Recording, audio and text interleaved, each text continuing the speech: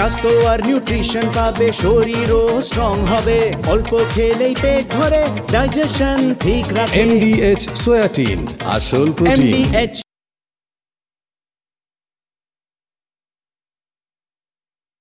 নমস্কার, দেখছি রিপাবলিক বাংলার সঙ্গে রয়েছে আমি স্বর্ণালী। শুরু করছি আজকের সোজাসুজি স্বর্ণালী। এই মুহূর্তে গোটা রাজ্যের নজর রয়েছে এক SIR এর দিকে, নাম কতখানি কি বাদ গেল সেদিকে। আর দ্বিতীয় নজর রয়েছে আগামীকাল যেখানে 5 লক্ষ কণ্ঠে গীতা পাঠ হচ্ছে সেই দিকে। অনেকেই বলছেন যে এরকম রমরমা ব্যাপার বহুকাল পশ্চিমবঙ্গ নাকি সাক্ষী থাকেনি। এটা তো ঠিক, পশ্চিমবঙ্গে হিন্দুরা বহুদিন সেকুলারিজমের আসল অর্থই জানেনি।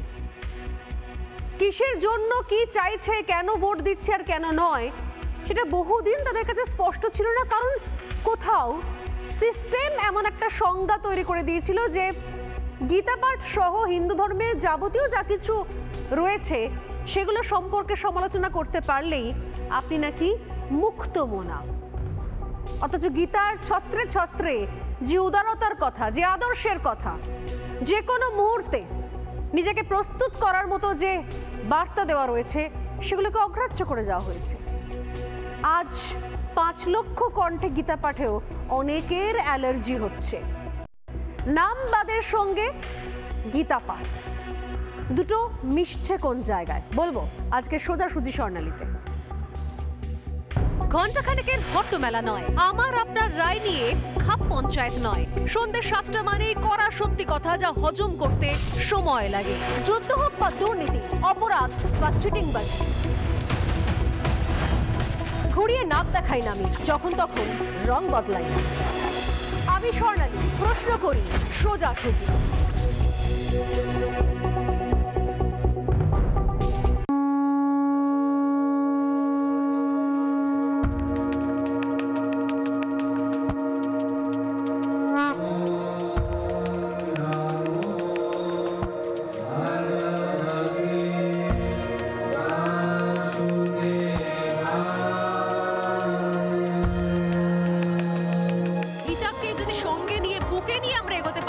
তাহলে বোধহয় অনেক দূর যাওয়া যাবে, এবং সেটাও একদম নির্লোভ নির্মোহ হয়ে এবং কর্মে ব্রতী হয়ে।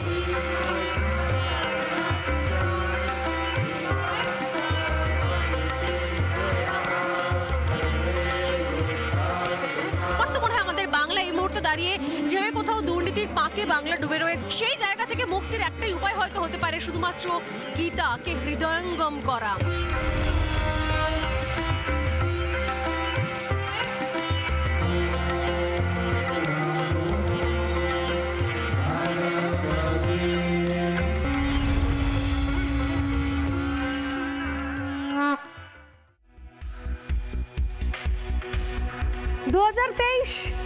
এরকমই এক সময় লক্ষ কণ্ঠে গীতাপাঠ প্রথম আয়োজিত হয়েছিল পশ্চিমবঙ্গের বুকে। তার আগে ইতস্তত ছোট ছোট বেশ কিছু জায়গাতে কয়েক হাজার মানুষ একসঙ্গে গীতাপাঠ করেছিলেন। কিন্তু 2023-এ প্রথমবার ব্রিগেডের ময়দানে, যে ময়দানে শুধুমাত্র রাজনীতি দেখেছি আমরা, যে ময়দানে রাজনীতির স্বার্থে একজনের সঙ্গে হাত ধরা অন্যজনের সঙ্গে হাত ছাড়া দেখেছি আমরা, যে ব্রিগেডের ময়দানে কাঁড়ি কাঁড়ি শুধুমাত্র মিথ্যে প্রতিশ্রুতি দেখেছি আমরা, যে ব্রিগেডের ময়দানে উন্নয়নের কথা বলে মানুষ ঠকানোর বার্তা দেখেছি আমরা, সেই ব্রিগেড ফাইনালি আমাদের সনাতন ধর্মের সবথেকে বড় যে বার্তা, যেটা বলি আমরা আদর্শ যার মধ্যে নিহিত রয়েছে, সেই গীতা পাঠের জন্য ব্যবহার করা হলো সেই প্রথমবার 2023-এ। আমি ছিলাম সকাল থেকে সেখানে, আর দেখেছি শুধুমাত্র সাধু সন্তরা নন, শুধুমাত্র গেরুয়া বসনধারী নন, দূর দূরান্ত থেকে অজস্র মানুষ তারা শুধুমাত্র ওই পরিবেশটুকুর সাক্ষী থাকার জন্য এসেছেন। আমাদের কাছে কেউ প্রশ্ন করলে আমাদের কাছে উত্তর থাকে না। জাত ধর্ম বর্ণ নির্বিশেষে আমরা যখন হরিদ্বারে গঙ্গার ঘাটে ওই আরতি দেখি, কেন দেখতে ভিড় করি? যখন বেনারসে গঙ্গা আরতি দেখি, কেন দেখতে ভিড় করি?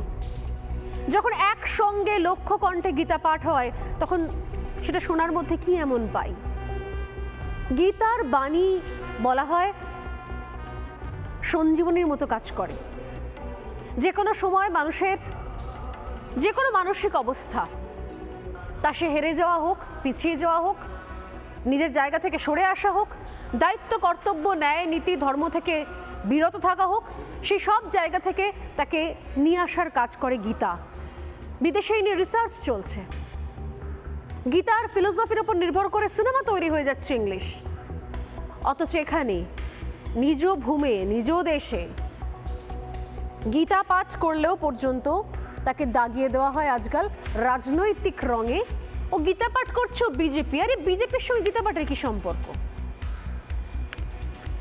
আমি মাঝে মাঝে ভাবি, সত্যি সত্যি ভাগ্যিস রামকৃষ্ণদেব, বিবেকানন্দ সেই সময়তে বর্তমান রাজনৈতিক দলগুলোর অস্তিত্ব ছিল না, নয়তো তারাও বলতেন সঙ্গে সঙ্গে সোশ্যাল মিডিয়ায় লেখা হয়ে যেত রামকৃষ্ণদেব বিজেপি, বিবেকানন্দ বিজেপি। বিশ্বাস নেই কিছু, বক্তব্য রয়েছে অনেকের। যেখান থেকে আজকে আলোচনা শুরু করব, সত্যি সত্যি যে মুহূর্তের সাক্ষী থাকতে চলেছি আমরা, সেটাই কি স্বাভাবিক নয়?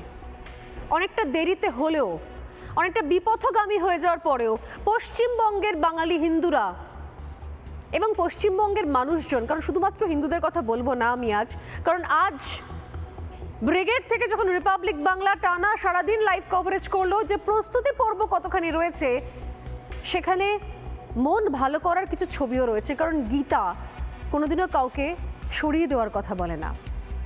সনাতন ধর্ম আসলে সব থেকে বড় সেকুলার ধর্ম, যে অন্য কোনো ধর্মের কোনো পরিচয়কে কেড়ে নেওয়ার কথা বলে না, নিজের ধর্ম ভাবধারা কারোর উপর আরোপ করার কথা বলে না, সবাইকে নিয়ে একসঙ্গে চলার নামই সনাতন ধর্ম। আর গীতা তো এমন এক বাণী যা ধর্ম, বর্ণ, জাতি, দেশ সব কিছুর সীমানা ছাড়িয়ে এই মুহূর্তে সত্যিকারের ইন্টারন্যাশনাল। ইয়েস, আসলে গীতাই এই মুহূর্তে সব থেকে বড় ইন্টারন্যাশনাল সূত্র, যা বিভিন্ন প্রান্তে বিভিন্ন ভাষাভাষীর মানুষের মধ্যে এমনভাবে ছড়িয়ে গিয়েছে, প্রত্যেকের মধ্যে থেকে শুধুমাত্র জীবনী শক্তিটুকুই পেয়ে উপলব্ধ করছে।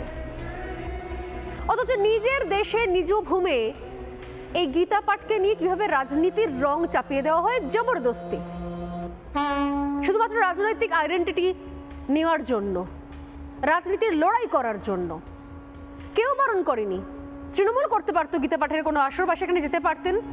মাননীয় মুখ্যমন্ত্রীকে গতবারও আমন্ত্রণ জানানো হয়েছিল, তার আগের বারও আমন্ত্রণ জানানো হয়েছিল এবং এবারও আমন্ত্রণ জানানো হয়েছে, তিনি যেতে পারতেন।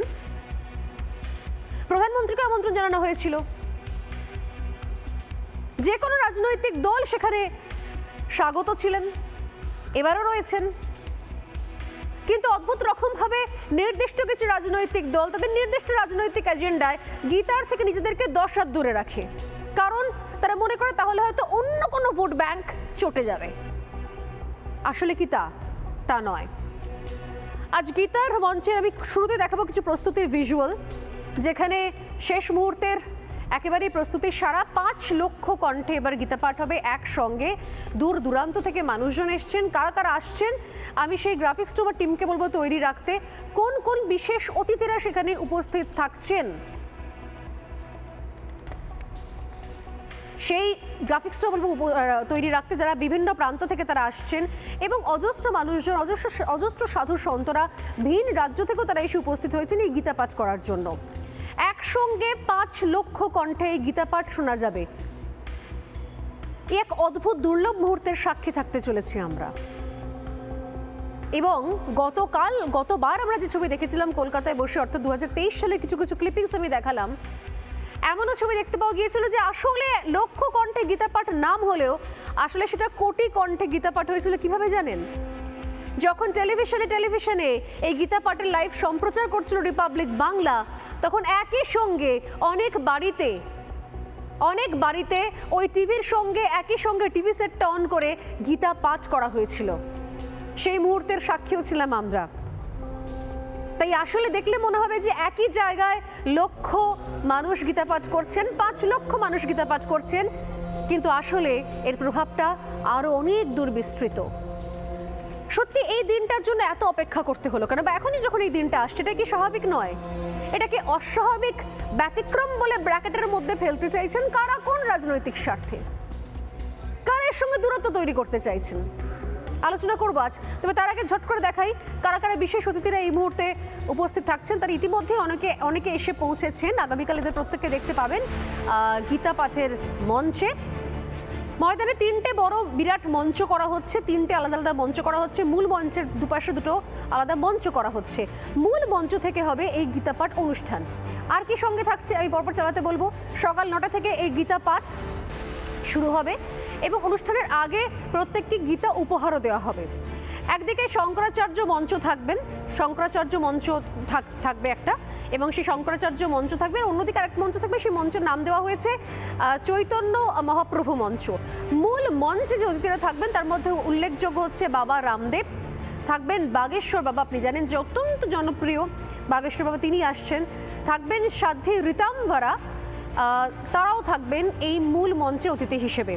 এছাড়াও যারা বাংলার সাধু সন্তরা রয়েছেন তারাও 2 মঞ্চে ভাগ হয়ে থাকবেন এবং মূল মঞ্চেও থাকবেন। নিঃসন্দেহে একটা ঐতিহাসিক মুহূর্তের সাক্ষী থাকতে চলেছি আমরা। আর এই ঐতিহাসিক মুহূর্তের সাক্ষী থাকার আগে কার্তিক মহারাজ, তার সঙ্গে আমাদের কথা হয়েছে, তিনি কি বললেন, কি বার্তা দিলেন একবার শুনবো। হ্যাঁ, শ্রীমদ্ ভগবদ গীতাকে কেন্দ্র করে আমাদের সনাতনী সমস্ত শ্রেণীর জাত পাত ছুঁয়াছুঁয়ি ভেদাভেদ ভুলে একই ছত্রছায়ার আনার জন্য আমরা আহ্বান জানিয়েছি। এবং আমাদের এই যে আহ্বানের মূল হচ্ছে শ্রীমদ্ ভগবদ গীতা। শ্রীমদ্ ভগবদ গীতা এমন একটি ধর্মগ্রন্থ যার মধ্যে মানব জাতির সমস্ত কল্যাণের জন্য নিয়োজিত এবং মানুষের মনের যত প্রশ্ন, সমস্ত প্রশ্নের উত্তর শ্রীমদ্ ভগবদ গীতা। রামচন্দ্র একজন শ্রেষ্ঠ ভগবান আমাদের। তিনি আদিবাসী, বনবাসী, গিরিবাসী ভাইদের সঙ্গে মিশছেন, তাদের এঁটো খাচ্ছেন, তাদের সঙ্গে বন্ধুত্ব করছেন মা সীতাকে উদ্ধারের জন্য। অত বড় শক্তিশালী রাবণ তার বিরুদ্ধে লড়াই করছেন, সেটা দেখে আমাদের হিন্দু সমাজ কিছু গ্রহণ করেনি, যার ফলে হিন্দুদের এই দুর্গতি। ভগবান কৃষ্ণ গোপ বালকদের সঙ্গে খেলছেন, তিনি নিজে যাদবের ঘরে গোয়ালা ঘরের মানুষ হচ্ছেন। অথচ ভগবান কৃষ্ণের আদর্শ আমরা গীতা পড়ছি, অথচ আমরা যারা ছুঁয়াছুঁয়ি, যেমন আমাদের হাড়ি মুচি ম্যাথর ডোম, এই নিয়ে এত বিভাজন, আর সেটাই একমাত্র পারে শ্রীমদ্ ভগবদ গীতা। কেন একসঙ্গে, এই যে কিছুক্ষণ আগে বললেন না কার্তিক মহারাজ, যেটা সবাইকে নিয়ে একসঙ্গে চলার একটা মন্ত্র নিহিত রয়েছে গীতার মধ্যে, কেন দরকার ছিল?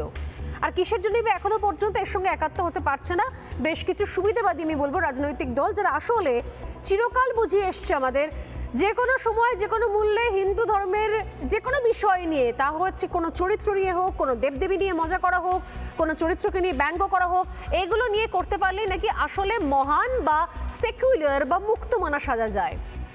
আসলে এর সঙ্গে সেকুলারিজমের কোনো সম্পর্ক নেই, দূর দূর পর্যন্ত কোনোদিনও ছিলও না। সনাতন এমন একটা প্রবাহ যা সবসময় আমরা বলি না যে হিন্দু হয়ে জন্মাতে হয়, হিন্দু বানানো যায় না কাউকে। কখনো কোনো রাগ, অ্যাগ্রেশন গ্রহণ করা, অধিকার করা, এগুলো আমাদের ধর্মে নেই কখনো।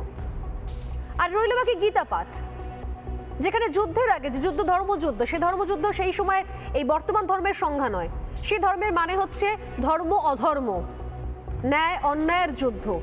সেই অন্যায়ের যুদ্ধে ন্যায়ের পক্ষে থাকার জন্য যে মানসিক প্রস্তুতি দরকার, সেই প্রস্তুতির নাম হচ্ছে গীতা। অধর্মের বিরুদ্ধে ধর্মের লড়াই করার জন্য যে মানসিক প্রস্তুতির দরকার, সেই মানসিক প্রস্তুতির দৃঢ়তার নাম হচ্ছে গীতা।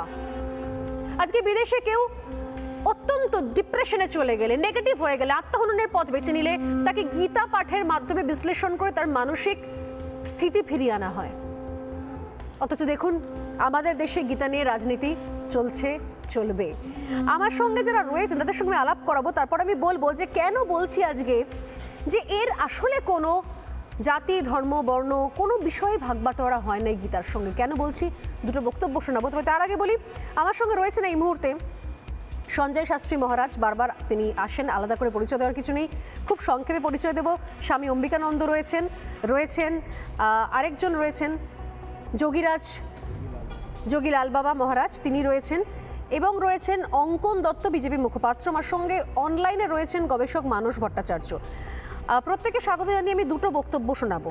এক, শাহ আলম, আর 2 কাজী মাসুম আক্তার। ঘটনাচক্রে এই দুজন মানুষকে আজকে আমরা দেখলাম প্রস্তুতি মঞ্চে থাকতে, এবং এরা আগামীকালও থাকবেন। শুধুমাত্র এরা দুজন নয়, আরও অনেকে থাকবেন, বুঝতেই পারছেন। পরিচয়ের দিক থেকে বলতে গেলে যারা রাজনীতি করছেন তাদের ভাষাতেই উত্তর দিতে হয়, এরা আমাদের রাজ্যের সংখ্যালঘু সম্প্রদায়ের প্রতিনিধি। তারা ছিলেন আজকে এবং তারা আগামীকালও থাকবেন। অতএব এই যে ভাগ বাটোয়ারার যে রাজনীতি, যে ভোট ব্যাংক নাকি দূরে সরে যাবে বলে যাবতীয় রকমভাবে সব রকমভাবে এখানে পুজো থেকে উৎসব থেকে মন্ত্র থেকে শুরু করে সব কিছু নিয়ে ছেলে খেলা করা যায়, সেটা বাস্তবে সত্যি নয়। দুজনের বক্তব্য চালাতে বলবো আমি, শাহ আলম এবং কাজী মাসুম আক্তার কি বলছেন আজকে প্রস্তুতি মঞ্চে গিয়ে, শুনুন। আমার হাতে গীতা আছে, তো আমার হাতে কোরআন বি থাকে। কেন আমি যে দেশে থাকি, ভারতবর্ষের দেশে থাকি, এই দেশে সব জিনিস এক বরাবর।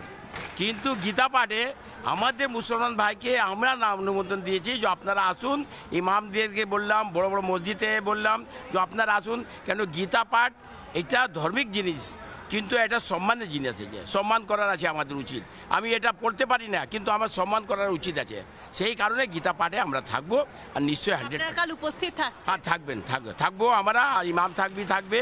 আমরা নিমন্ত্রণ দিয়েছি, আর ওরা আসবে, আর বাকি লোক এমনি মুসলমান কোনোটা আসবে। এক অভূতপূর্ব অনুভূতি।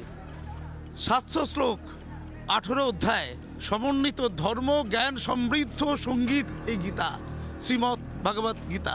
5 লক্ষ কণ্ঠে 5000 বছর আগে এই গীতার সৃষ্টি, 5 মিলে গেছে। যে মুক্তির কথা বলা হয়েছে, মানুষের শান্তির কথা বলা হয়েছে। আজকে মহারাজজি যেটা বলছেন, কোনো ধর্ম নয়, কোনো জাতি নয়, কোনো ভেদাভেদ নয়, মানুষের মুক্তির কথা। মুসলমান, হিন্দু, বৌদ্ধ, জৈন নির্বিশেষে যারা মানুষ গোটা বিশ্বের এখন অশান্ত, কোনো শান্তি নেই, তাদের মুক্তির জন্য। আমি এক এক করে আসি। আমার একদম বাদিকে রয়েছেন স্বামী অম্বিকানন্দ মহারাজ, বঙ্গীয় হিন্দু সেনার প্রতিষ্ঠাতা। অম্বিকানন্দ বাবু, এর আগেও আমরা এই নিয়ে কথা বলেছি। 2023 আমি নিজে ব্রিগেডে ছিলাম। ব্রিগেডের ময়দানে আমরা দেখেছি রাজনীতির ভাষণ, একরাশ মিথ্যে প্রতিশ্রুতি, উন্নয়নের বুলি কপছে একাধিক মিথ্যাচার, স্বার্থমতো জোট তৈরি করা, স্বার্থমতো জোট ভাঙা, অনেক কিছু সাক্ষী থেকেছি।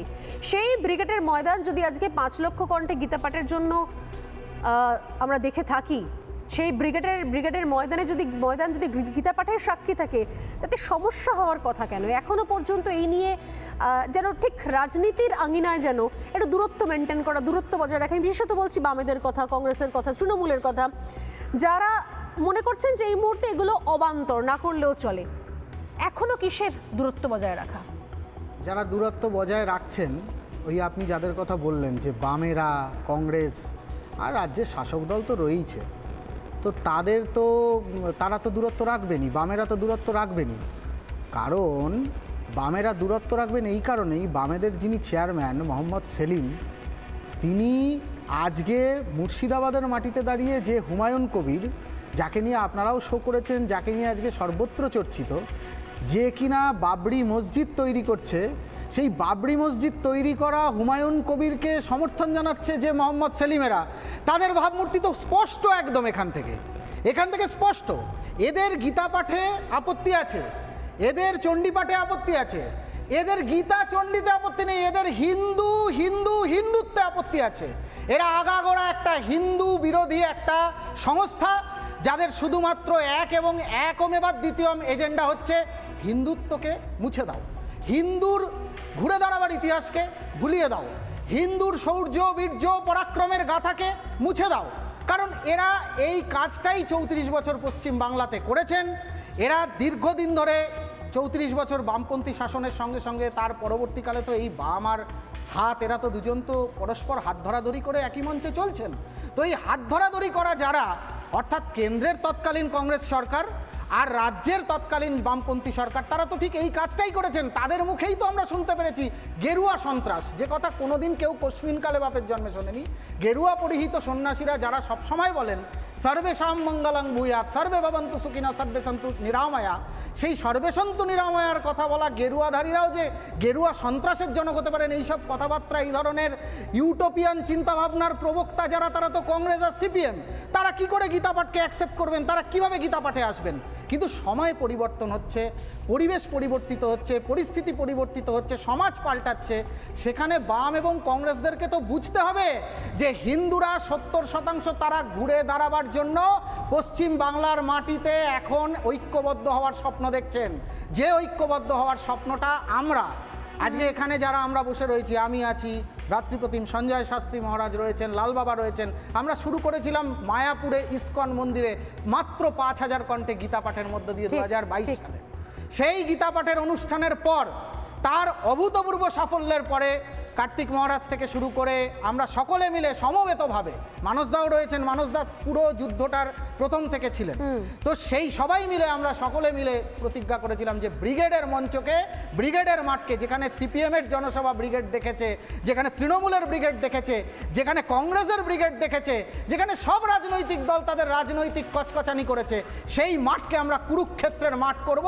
আর সেই মঞ্চ থেকে আমরা বলবো কুরুক্ষেত্রের হাতিয়ার গর্জে উঠুক আরেকবার, প্রতিবাদ হবে, প্রতিরোধ হবে। হিন্দুরা কেবলমাত্র মার খেতে অভ্যস্ত নয়, হিন্দুরা যেন মারের পাল্টা মারও দিতে পারে, এটা বলার জন্য এই কুরুক্ষেত্র ময়দান আগামীকাল আপনারা দেখবেন।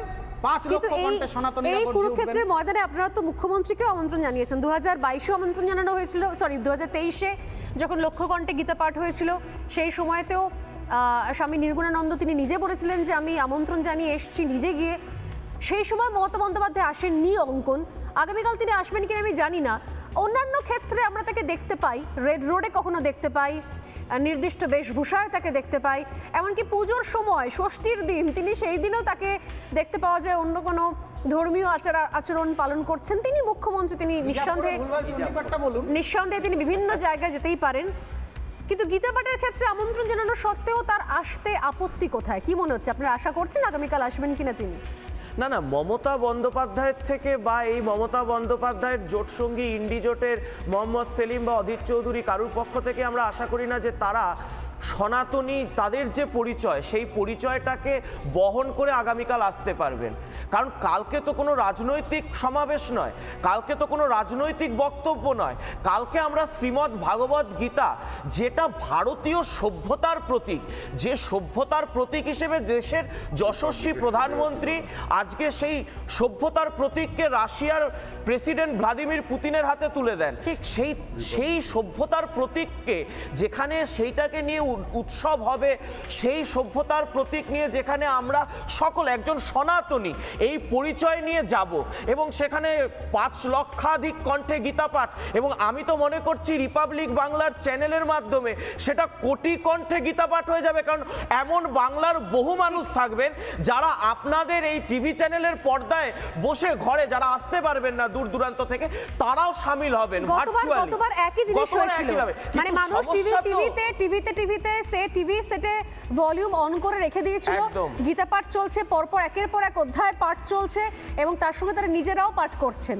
কারণ এখনো হিন্দু বাড়িতে গীতা থাকে, যতই যারা আলাদা জায়গায় ডেফিনেশন চেঞ্জ করার চেষ্টা করুন না কেন, সমস্যা আলাদা জায়গায়। এই যে একটু আগে মহারাজ বলছিলেন যে এই যে গেরুয়া সন্ত্রাস, এই যে আমরা তো দেখেছি, আমরা তো পশ্চিমবঙ্গে হিন্দুরা মমতা ব্যানার্জির শাসনে 2য় শ্রেণীর নাগরিক হয়ে গেছি, যেখানে গেরুয়া পড়লেই মমতা বন্দ্যোপাধ্যায় এবং তার পুলিশ প্রশাসনের কাছে কার্যত তার নখ দাঁত নেমে তারা চলে আসে তাদেরকে দাবাতে, তাদেরকে তার উপর তাদের প্রশাসনিক রক্তচক্ষু। গেরুয়া দেখলেই মমতা বন্দ্যোপাধ্যায়। আমাদের সরস্বতী পুজো বন্ধ হয়েছে, আমাদের দুর্গা পুজো বন্ধ হয়েছে, আমাদের কালী পুজো বন্ধ হয়েছে। আজকে আপনাকে লড়তে হয়েছে সংবাদ মাধ্যম হিসেবে যেন মহেশতলায় দুর্গা পুজো করতে হয়। আজকে আমাদেরকে কোর্টে গিয়ে পারমিশন আনতে হয়েছে, আজকে হিন্দু ঘরের মেয়েদেরকে আজকে রেপ থ্রেট পেতে হয়েছে সরস্বতী পুজো করতে গিয়ে। আপনার পাশে যে 2 জন গৈরিক বসনদারী সর্বত্যাগী সন্ন্যাসীরা রয়েছেন, তাদের কাউকে জেল খাটতে হয়েছে, কাউকে মিথ্যা পুলিশি মামলা সহ্য করতে হয়েছে এই তৃণমূলের আমলে, শুধুমাত্র তারা সনাতনের জন্য কথা বলেছেন বলে। আজকে এই পশ্চিমবঙ্গের মাটির সাথে বাবরের কি সম্পর্ক বলুন তো? মমতা বন্দ্যোপাধ্যায় কালকে আইওয়াসের নাটক করলেন, ওই হুমায়ুন কবিরকে দল থেকে বের করে দিয়ে আজকে 3 জেলার পুলিশকে পাঠিয়ে কার্যত পুলিশি সম্পূর্ণ সহযোগিতায় ওখানে ভীতিপ্রস্ত কেন? এটা তো স্ট্র্যাটেজি অঙ্কন সবাই বুঝতে পারছেন। এরা সবাই এবং যেখানে মনে হয়েছে যে আমার সংখ্যালঘু ভোট ব্যাংকটা অক্ষুণ্ণ এখনো নেই, সংখ্যালঘুদের সামনে পর্দা ফাঁস হয়ে গেছে এবং তার 16 আনা ক্রেডিট দেবো আমি আমার চ্যানেল রিপাবলিক বাংলাকে। আমরা দেখিয়েছি কিভাবে এই এসআইআর এর মাধ্যমে দুধ কা দুধ পানি কা পানি হয়ে গেছে, যে বাংলাদেশ থেকে যারা ইম্পোর্টেড দুধেল গাই তাদেরকে এখানে জায়গা করে দেওয়া হয়েছে। এই দেশে নাগরিক যারা ভারতীয় মুসলমান তাদের নাম ব্যবহার করে কি করে তাদেরকে তাদের বাবা ভাড়া দেওয়া হয়েছে, মা ভাড়া দেওয়া হয়েছে, দাদু দিদিমা নানা নানি ভাড়া দিয়ে তাদের নাম এখানে ভোটার লিস্টে তোলা হয়েছিল। অতএব পশ্চিমবঙ্গের মুসলমানদের ওপর থেকে চোখের ওপর থেকে পর্দা সরে গেছে। এখন তার দরকার হয়েছে তাহলে এই ভোটটা তাহলে কোথায় যাবে? চলো নিজের দলের মধ্যে থেকে একটা ফ্র্যাগমেন্টেশন একটা আলাদা করে দিই, একটা আলাদা ভাগ করে দিই, একজনকে বার করে দিয়ে দেখালো যে সে হচ্ছে একজন বিশাল বড়, সে একজন বিপ্লব করবে, তার কাছে সমস্ত সাপোর্ট রয়েছে। এটা পুরোপুরি রাজনীতি। যদি এখনো তৃণমূল কংগ্রেসের কেউ কেউ ভাবছেন যে শাস্তি দিয়ে নাটক করে ড্রামা করে যাত্রা করে বোঝানো যাচ্ছে, হ্যাঁ হুমায়ুন আপনাদেরই রয়েছে। এখন বাকি যারা চলে যাচ্ছে তাদেরকে গতিপথ ফিরিয়ে আনার জন্য হুমায়ুনকে ইউজ করছেন। উনি তো বলেছেন জিতে আবার হুমায়ুন কবির নিজেও বলে ফেলেছে আমি ভোটে জিতবো, জিতে আবার মমতা ব্যানার্জির দলের ছেলে দলে ফিরবো। কথা আজকে আমরা রাম মন্দির হলে তখন শুনি ওই জায়গায় যদি একটা হাসপাতাল হতো, ওই জায়গায় যদি একটা স্কুল হতো, এই বামপন্থীরা তথাকথিত প্রগতিশীল সেকুলাররা এই সব তত্ত্ব আনে। আগামীকাল যে লক্ষ্য কণ্ঠে গীতা পাঠ হবে সেখানে এই লক্ষ্য কণ্ঠে গীতা পাঠের কি প্রয়োজন আছে? এই অর্থে তো হাসপাতাল হতে পারে। আজকে সেই কোনো প্রগতিশীল মুক্তমনা বুদ্ধিজীবীকে বলতে শুনেছেন যে ওই যেখানে বেলডাঙ্গাতে মসজিদ হচ্ছে ওখানে কেন হাসপাতাল হচ্ছে না, ওখানে কেন স্কুল হচ্ছে না? এখন নেই, এখন শুধু আঘাতটা কোথায়? হিন্দুদের ধর্মাচরণের ওপর, হিন্দুদের দেবদেবীদের ওপর, হিন্দুদের উপাস্যদের ওপর। কারণ হিন্দুর মাটি নরম মাটি, এই মাটিতে আঘাত করা যায়, হিন্দু বাঙালিকে অত্যাচার করা যায়, হিন্দু বাঙালির রীতিনীতি নিয়ে আক্রমণ করা যায়। হিন্দু বাঙালি এই জায়গাটা আর সহ্য করবে না। আমরা বাংলাদেশে রক্তাক্ত হয়েছি, ওই মুর্শিদাবাদের মাটিতে আমাদের হরগোবিন্দ দাস, চন্দন দাস রক্ত দিয়েছে। আমরা কিন্তু আর রক্ত দিতে এই মাটিতে নেই। আমরা কিন্তু এইবার বলে যাচ্ছি হিন্দু প্রতিরোধ তৈরি করবে। আমরা কারোর উপর আঘাতে বিশ্বাসী নই, কিন্তু আঘাত এলে আমরাও চুপ করে সহ্য করব না। আমি আসবো, মানুষ দাও রয়েছেন, সঞ্জয় শাস্ত্রী মহারাজ রয়েছেন, দুজনের কাছে আপনি গীতা পাঠের আমন্ত্রণের কথা বললেন, আপনারা ভুলে যাচ্ছেন গত বছর যখন এই হুমায়ুন কবির প্রথম বাবরি মসজিদের ঘোষণা করে তার ঠিক 24 ঘন্টার মধ্যে আমি সেই ব্যক্তি ঘোষণা করেছিলাম যে মুর্শিদাবাদের মাটিতে আমি রাম মন্দির তৈরি করব এবং প্রত্যেকটি বিধানসভায় করব। এবং যখন প্রস্তাবিত সাগরদিঘির অলঙ্কার গ্রামে প্রথম রাম মন্দিরের শিলান্যাস 22শে জানুয়ারি 2025 হচ্ছে, তখন সর্বপ্রথম যে কোনো সরকারের নির্বাচিত, দেখুন উনি তো আমারও মুখ্যমন্ত্রী, আমাদের সবার মুখ্যমন্ত্রী, আমি সরকারের প্রধান হিসেবে রাজ্যের মাননীয় মুখ্যমন্ত্রীকে আমি নিজে হাতে নবান্নে চিঠি পাঠিয়েছিলাম। তার কোনো উত্তর মাননীয় মুখ্যমন্ত্রী দেননি, কোনো জবাব তিনি দেননি তার দলের পক্ষ থেকে কোনো রকম। আমি তো আমন্ত্রণ জানিয়েছিলাম, আমি ওনাকে মমতা বন্দ্যোপাধ্যায় ভেবেই আমন্ত্রণ জানিয়েছিলাম, অন্য কিছুভাবে করিনি। কিন্তু আমি আমার পক্ষ থেকে আমন্ত্রণ জানানোর আমার উদ্দেশ্য ছিল যে এখানে রামের মন্দির হবে, এখানে কোনো রাজনীতি নেই, দলাদলি নেই, সর্বদলমত নির্বিশেষে রামকে আমরা যারা আমাদের নিজেদের আত্মীয় মনে করি, যারা আমাদের পূর্বপুরুষ মনে করি, আমাদের সবার মূল ভারতবর্ষের প্রথম রাজ চক্রবর্তী সম্রাট, তার মন্দির হবে, সেখানেও তো মাননীয় রাজনীতি করেছেন। সেই কথাটা ডাক শুনতে হবে মহারাজ। আমার মনে কিছু কিছু মানুষজন এই গীতা পাঠের মঞ্চে হয়তো আমি জানি না যে কে উপস্থিত থাকবেন কি উপস্থিত থাকবেন না, তবে যিনি অবলীলায় হাতে মাইক্রোফোন নিয়ে অনস্টেজ থেকে চণ্ডীপাঠটা ভুলভাল করতে পারেন, তিনি গীতা পাঠের মঞ্চে গিয়ে বাই চান্স যদি ভুলভাল গীতা পাঠও করেন, তাহলে এই এত লাখ যে মানুষজন যারা হাতে গীতা নিয়ে বসে আছেন গীতা পাঠ করবেন বলে, তাদের মনে হয় সাময়িক একটা বড় ধাক্কা লাগতে পারে। যারা টিভিতে শুনবেন আমাদের মাধ্যমে সেটাও হতে পারে, যদিও আমি জানি না যে কারা কি সাপোর্ট করবে। আমি আফসোস, সেটাও আফসোস। আমি আসবো, আমাদের সঙ্গে রয়েছেন সঞ্জয় শাস্ত্রী মহারাজ। মহারাজ, একটা সময়তে বলা হতো যে দেশ যারা স্বাধীন করেছেন, আমি একই প্রশ্ন নিয়ে মানুষদের কাছেও আসবো, তাদের ব্যাগে থাকতো আনন্দমঠ আর গীতা, এটা ছিল তাদের মূল জীবনী শক্তি, রসদ। যে কোনো মুহূর্তে যে কোনো মর্মে ধর্মের জন্য, মায়ের দেশমাতৃকার জন্য প্রাণ দেওয়ার জন্য যে জীবনী শক্তি তারা অর্জন করতেন, সেটা তাদের ওই পকেটে থাকা, তাদের ব্যাগে থাকা, ঝোলাতে থাকা ওই আনন্দমঠ আর গীতার মধ্যে। সেই গীতা পাঠ নিয়েও রাজনীতির সাক্ষী থাকতে হয়েছে। কেন আজকে মমতা বন্দ্যোপাধ্যায় আসবেন না? আমি আবারও একই জায়গা থেকে আটকে থাকবো। কারণ উনি যদি অন্যান্য ধর্মের বিভিন্ন মঞ্চে যেতে পারেন নির্দিষ্ট বেশভূষায়, যা তার ধর্মের অনুমতি, ধর্মের সঙ্গে মেলে না, তারপরও তিনি সেই মতো করে চেষ্টা করেন সাজগোজ করার, তাহলে নিজের ধর্মের গীতা পাঠের মঞ্চে তিনি আসতে পারবেন না কেন? এখনো পর্যন্ত কোনো কনফার্মেশন নেই তিনি আসছেন, তাই এই প্রশ্ন করছি। মহারাজ কি বলবেন? সর্বোপনিষদ গাব দগ্ধা গোপালনন্দন পার্থ বৎস সুদীর ভোক্তা দুগ্ধং গীতামৃতং মহৎ। শ্রীমদ্ ভাগবত গীতা এমন একটা গ্রন্থ, পৃথিবীতে যত গ্রন্থ আছে তাদের জন্মদিন কিন্তু নেই। শ্রীমদ্ ভাগবত গীতার প্রাকট্য তিথি আছে। এই কিছুদিন আগে গেল মার্গশীর্ষ শুক্ল একাদশী, মোক্ষদা একাদশী। সেই দিনকে ভগবান কৃষ্ণ, যোগেশ্বর কৃষ্ণ হতাশ অর্জুনকে কুরুক্ষেত্রের রণাঙ্গনে গীতার উপদেশ করেছিলেন। কারুর বাড়ির বেডরুমে বসে গীতার উপদেশ করেননি, খোলা মাঠে গীতার উপদেশ দান করেছিলেন হতাশ অর্জুনকে। হতো বা প্রাপসি স্বর্গম জিত্বা বা ভোক্সে মহিম। তুমি যদি কুরুক্ষেত্রের রণাঙ্গনে প্রাণ ত্যাগ করো তুমি বীর গতি প্রাপ্ত হবে, আর তুমি যদি জয়লাভ করো বীরভোগ্যা বসুন্ধরা রাজ সুখ তোমার, রাজ ঐশ্বর্য সমুদ্র শশাগরা পৃথিবীর রাজ ঐশ্বর্য তোমার জন্য অপেক্ষা করছে। অতএব মাননীয়ার গীতা পাঠের অনুষ্ঠানে আসবেন এরকম সৌভাগ্য থাকা দরকার। কারণ পূজ্য সাধু সন্তদের পাবন উপস্থিতিতে কালকে যে ঐতিহাসিক গীতা পাঠের আয়োজন, সেই গীতা পাঠে আসার জন্যে সত্যি সৌভাগ্যের দরকার। কারণ বিশেষ সৌভাগ্য না হলে আর যাই হোক সাধু সঙ্গ হয় না।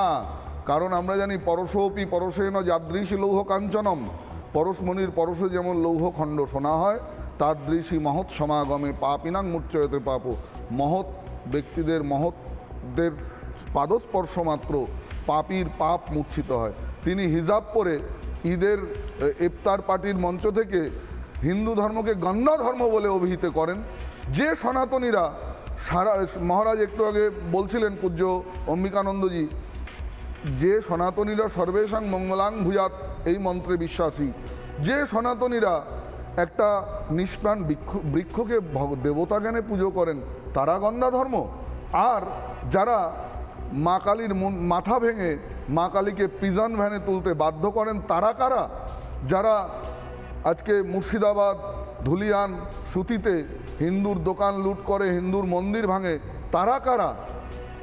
অতএব কালকের গীতাপাঠ সারা বাংলায়, যেমন একটা সময় বাংলার ইতিহাসে কোনো বাদের কাঁধে ভর করে কিন্তু ভারতের স্বাধীনতা আসেনি।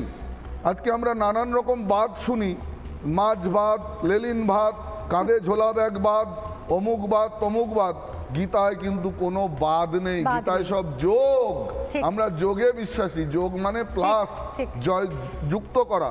অতএব গীতার যোগে যোগেশ্বরের শাশ্বত উপদেশে কুরুক্ষেত্রের রণাঙ্গন নেমে আসবে ব্রিগেড প্যারেড গ্রাউন্ডে, এই বিশ্বাসে সবাইকে আহ্বান জানাই।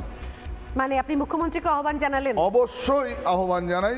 যারা সনাতনী, যাদের ধমনীতে সনাতনী রক্ত প্রবাহিত হচ্ছে, যারা আজও পিতৃপুরুষের তর্পণ করেন গঙ্গা ততে উদ্ভব হয়ে ব্রহ্ম ভুবন লোকা দেবর্ষি পিতৃমানবা, তারা প্রত্যেকে আসুন গীতার শাশ্বত মন্ত্রে পার্থসারথীর পাঞ্চজন্য শঙ্খের নিনাদে অধর্ম নাশ হয়ে ধর্ম রাজ্যের প্রতিষ্ঠা হোক।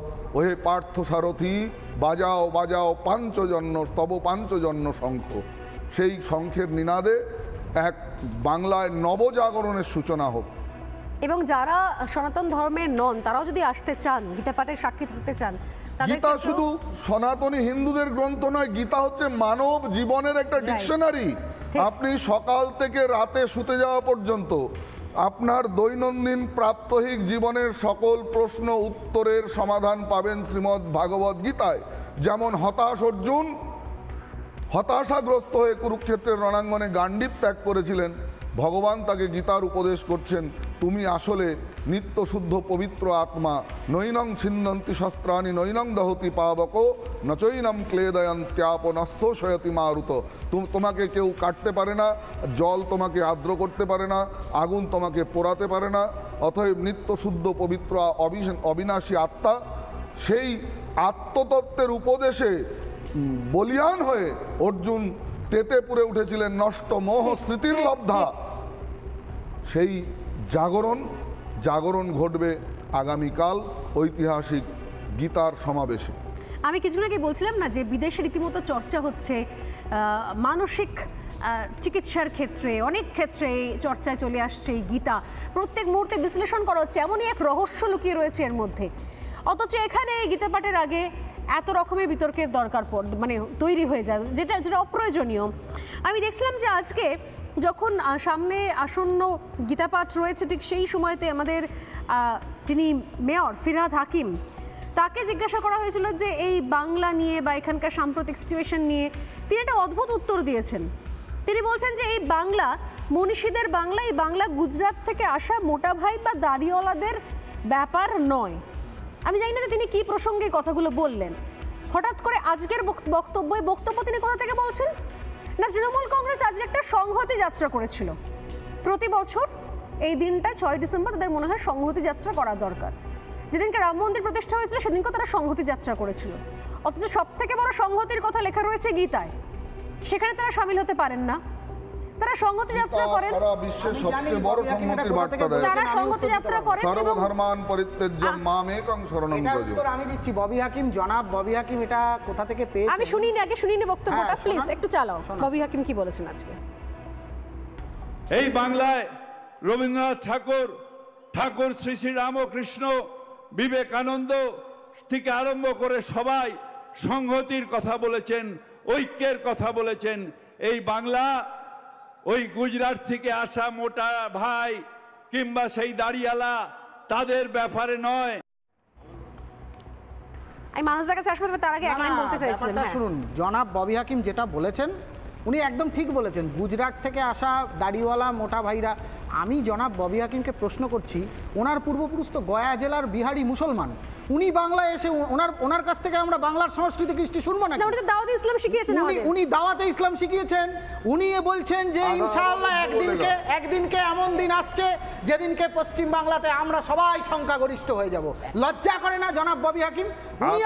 উনি আবার হুমায়ুন কবিরকে সাসপেন্ড করছেন, বলছেন সাম্প্রদায়িক সম্প্রীতি লঙ্ঘন হচ্ছে, আর দুপাশে দুজন দাড়িওয়ালা টুপি পরা ওনার দলের মুর্শিদাবাদের সংখ্যালঘু তথাকথিত নেতা, তাদের মুখে আমাদেরকে শুনতে হচ্ছে, যিনি দাওয়াতে ইসলামের জনক, যিনি বলছেন উর্দু আমাদের ভাষা হবে, উর্দু ভাষা ইনশাআল্লাহ একদিন সবাই বাংলার লোক বলবে, তিনি বলছেন, যিনি বলছেন কলকাতা মিনি পাকিস্তান হ্যাঁ, তার মুখে এখন শুনতে হবে গুজরাট থেকে আসছে কারা আর পাকিস্তান থেকে আসছে। আমি মানুষদের কাছে আসছি, মানুষরা হাসছেন, আমি দেখতে পাচ্ছি অনলাইনে। এক লাইনে শুধু, আপনি এতক্ষণ আমরা আলোচনা করছি বা আশা আকাঙ্ক্ষা করছি না যে মুখ্যমন্ত্রী আসবেন কিনা বা তৃণমূলের কেউ আসবে কিনা। গীতার জ্ঞানটা শ্রীকৃষ্ণ কিন্তু পাণ্ডবকে অর্জুনকে দিয়েছিল, অর্থাৎ মানে যদি গীতার সাথে একাত্ম হতে হয় তাহলে পাণ্ডব পক্ষ হতে হয়। কৌরব হয়ে, অধার্মিক হয়ে, চোর হয়ে, জোচ্চোর হয়ে, নারী ধর্ষণকারী, তাদের গীতার জ্ঞান আসে না, সেটা শ্রীকৃষ্ণ মহাভারতের সময় বলে দিয়েছিলেন। তাই কৌরবরা যে গীতার পাঠের অনুষ্ঠানে যাবে না এটা আমরা সবাই জানি। আমি মানুষদের কাছে আসি, তবে তার আগে আমি যেটা বারবার করে বলছি, যে জায়গা থেকে আমি বারবার ঘুরে ফিরে আসছি, যে এই এত বড় আয়োজন, সেই আয়োজনে মমতা বন্দ্যোপাধ্যায় আসছেন না কেন? এই প্যানেল থেকে বসে যাই আলোচনা হোক, সবাই এক বাক্যে বলছেন যে আমরা সবাইকে আমন্ত্রণ জানাচ্ছি। মমতা বন্দ্যোপাধ্যায় অন্যান্য সমস্ত মঞ্চে যান এবং সেখানে গিয়ে ভারী সুন্দর তাদের মন জয় করার মতো বক্তব্য রাখেন। তার একটা ক্লিপিংস, একটা ঝলক আপনাদের জন্য, তারপরে আসছি মানস ভট্টাচার্যের কাছে। আমি মুসলিম লীগ, বাংলায় কত পার্সেন্ট মুসলিম থাকে?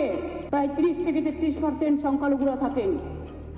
তারা খাবে না, তারা পড়বে না, তারা স্কুলে যাবে না, তাদের মারতে হবে, তাদের খুন করতে হবে, একটা ধর্মের নামে এত কুৎসা করছেন। একদিন তারা যদি একটা আন্দোলনের ডাক দেয়, আপনি নিজেকে সামলে রাখতে পারবেন তো? ভুল বুঝবেন না, মনে রাখবেন আমরা যতদিন আছি আপনাদের ওপরে কেউ কোনো ক্ষতি করার চেষ্টা করলে আমি আপনাদের পাহারাদার ছিলাম, আছি এবং থাকবো। অন্যদিকে মুসলিমদের রোজা চলছে, রমজান মাসও চলছে, তাদের পরিবারগুলো রোজা করে, রমজান করে, উপবাস করে।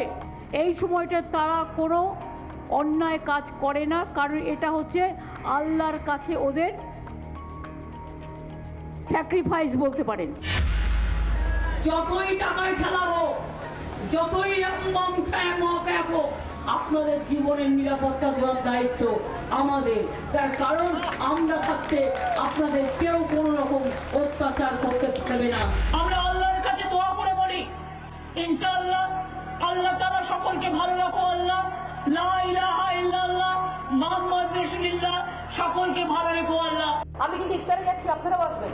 আমি তো মুসলিমদের তোষণ করি, 100 বার যাব। যে গরু উঠে তার লাঠি খাওয়া উচিত।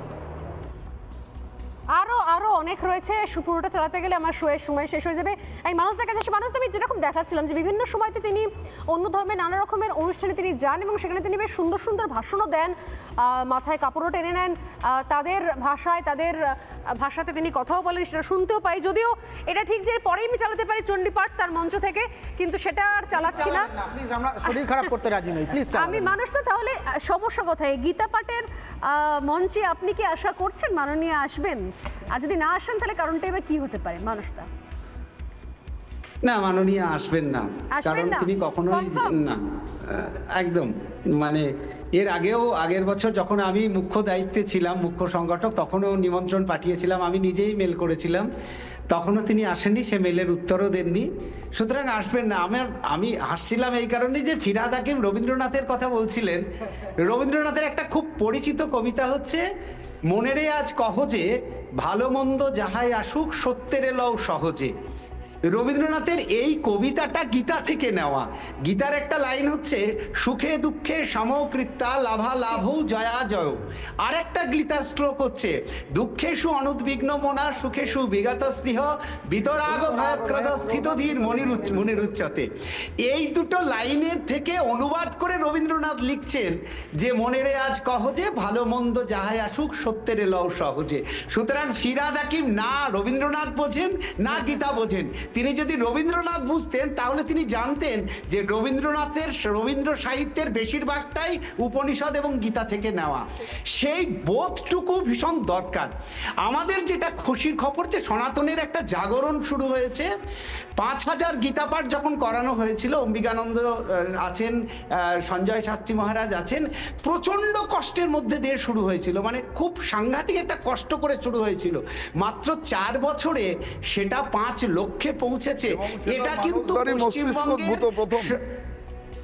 না, একেবারেই না, ভগবানের মস্তিষ্ক উদ্ভূত। আমার সন্তানের মতো আমার প্রচন্ড আনন্দের দিন বলতে পারো যে সন্তান বড় হচ্ছে।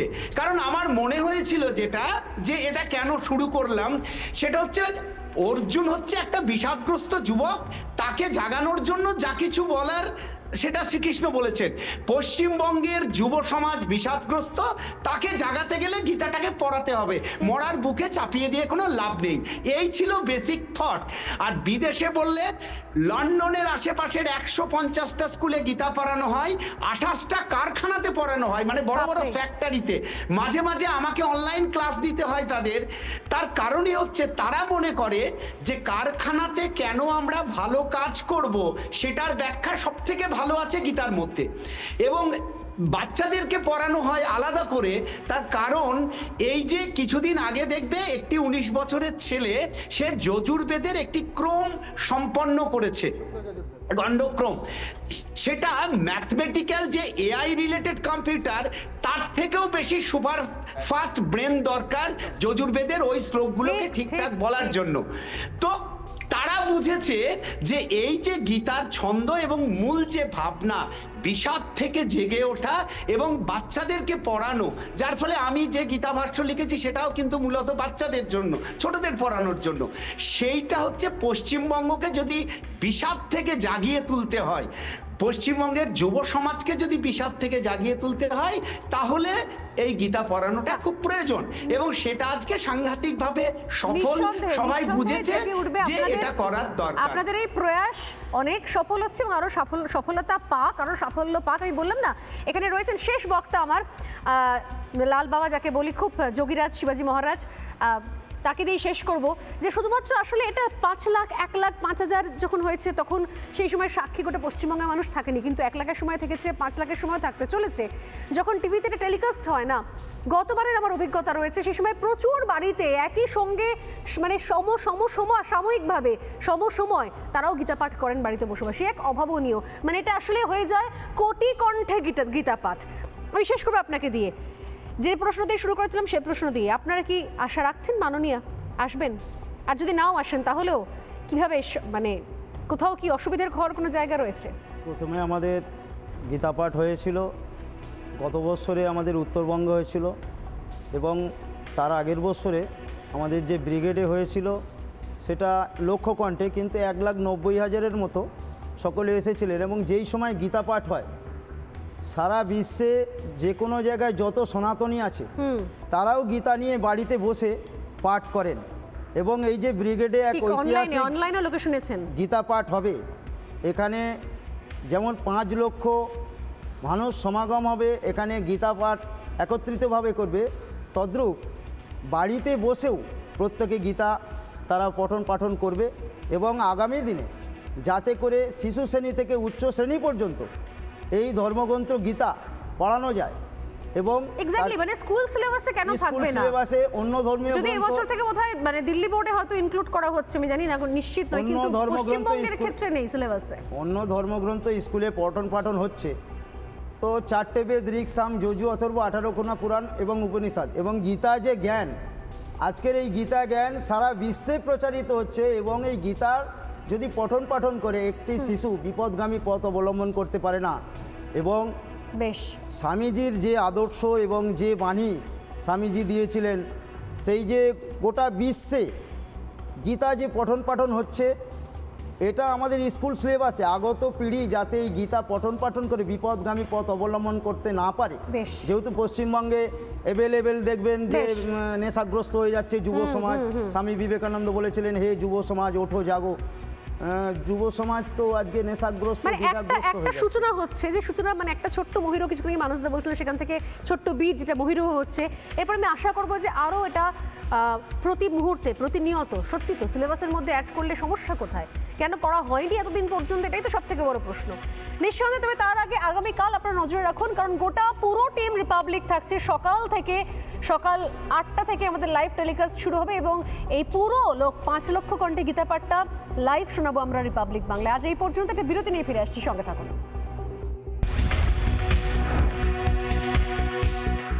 MDH দম আলু, ডাল তড়কা এবং মাশরুম মশলা। MDH দিয়ে রাঁধলে খাবার হবে মজাদার। MDH আপনাকে সর্বদা নতুন স্বাদ দিতে প্রতিবদ্ধ।